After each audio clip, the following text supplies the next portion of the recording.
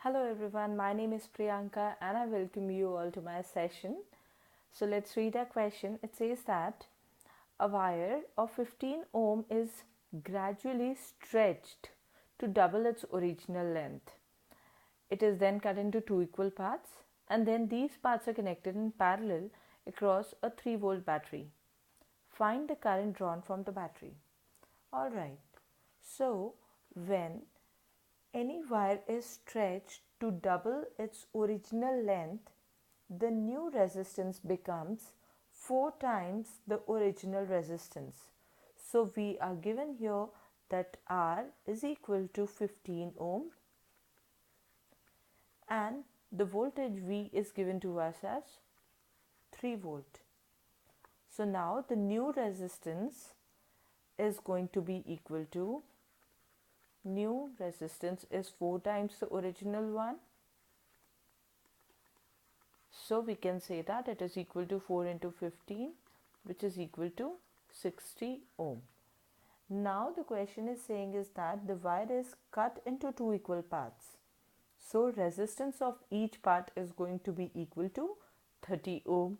That means we can say that R1 is equal to 30 ohm and also R2 is equal to 30 ohm. And then these resistances are connected in parallel. So 1 by R is equal to 1 by R1 plus 1 by R2. So 1 by 30 plus 1 by 30, which is equal to 2 by 30, 15, which implies that R is equal to 15 ohm. So that's the value of the equivalent resistance of the circuit. Now applying Ohm's law, V is equal to Ri. V is given to us as 3 volt.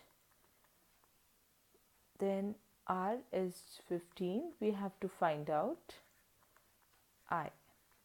So I is equal to 3 by 15, which is equal to 1 by 5, or we can say 0.2 amperes. So that's the value of the current drawn from the battery. So thank you so much for your time. Have a great day. Bye bye.